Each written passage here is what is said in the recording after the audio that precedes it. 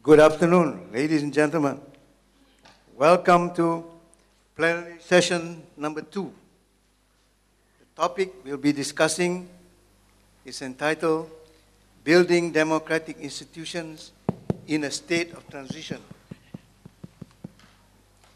Each of the speakers will be given 15 minutes. I may stretch it to 20 minutes, but since we have already finished 5 minutes waiting for all of you to come in, so I will have to cut another 5 minutes.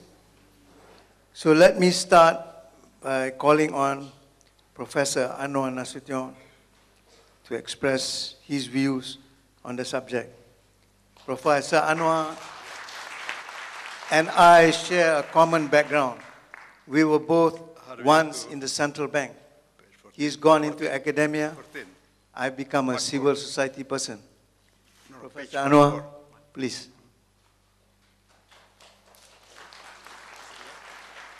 14, number 14.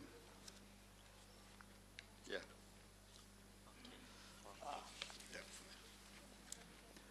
Thank you, Mr. Chairman.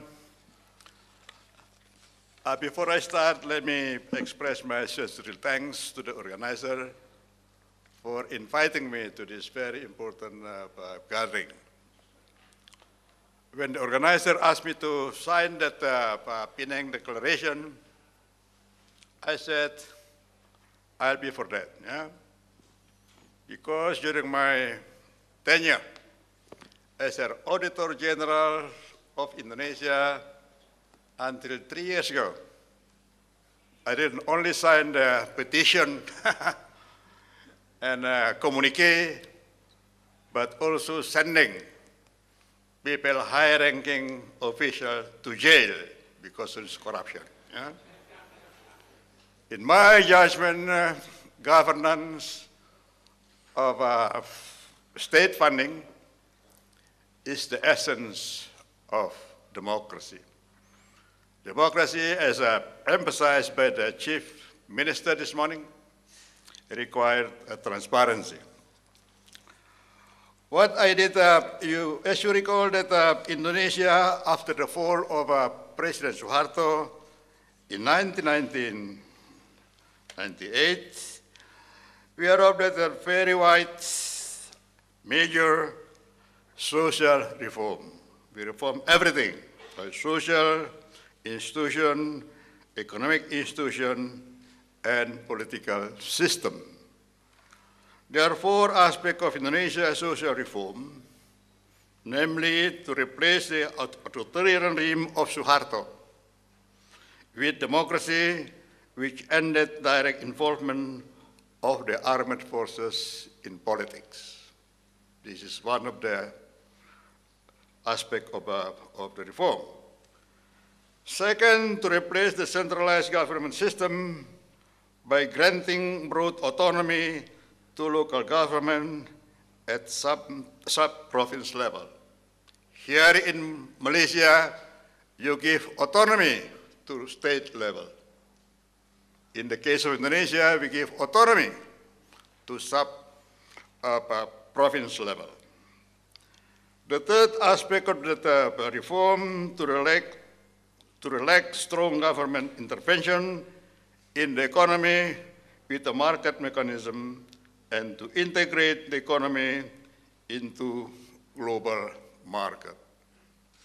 During Suharto years, our economy was relatively closed. A lot of quota distributed to his daughter and son, and now all gone.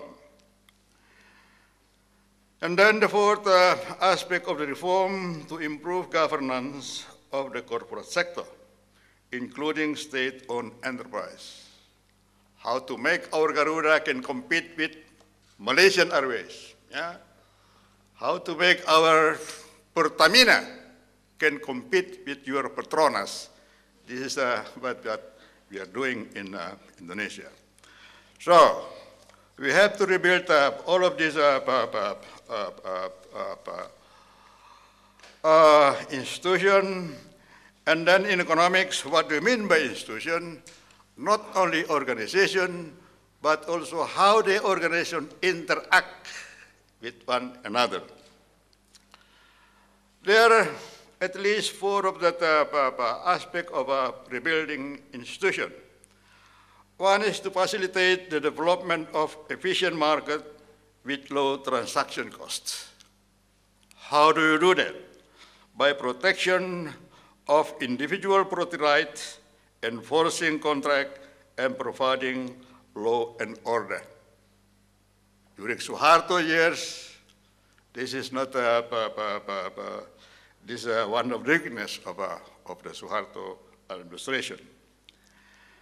The second aspect is to regulate and substitute for market to correct market failure. For example, the bank failure is an example of the failure of the market forces. And then you recall that in 1997, the bank crisis, we pay very high price to rebuild our banking system. In terms of GDP, that was the highest, the most expensive banking crisis in the history of human from Adam to our generation, you know? Because it cost us more than 50% of annual GDP compared to your the crisis in Malaysia. I think very small compared to Indonesia in terms of population. The third aspect of that rebuilding institution, to stabilize the market, including stability of macroeconomic economy for allowing business and investment to flourish. This is very important. Yeah? This is very important. And then the fourth one, to address market failure by the state ownership in many state-owned enterprises. This is what, again, see how to make our Bank Mandiri in Indonesia can compete with the Bank of Singapore. Yeah? This is the key issue now in our country. How do I did that in the past? So you can see this from this is a triangle. What I did in the past, only the third layer from the bottom. Yeah? Because during Suharto era, there was no, auditing is not very attractive. How can you say no to the dictator? How can you say no to authoritarian regime, you see? So, even though my predecessor was general, but the quality of the work is not that very good. Yeah? So my first job was to participate in eradication of corruption by reporting criminal suspected cases to upholders of the law, the police, Attorney General, and the Corruption Eradication Commission. That's what I did in the past, yeah? Including Governor of North Sumatra, Mayor of Medan, Vice Mayor, and then other highly ranking official. Yeah? And then second, to assist the government in implementing the package of 3 laws introduced in 2003-2004. This law, well, the first law is the law on state finance. Second, the law on state treasury.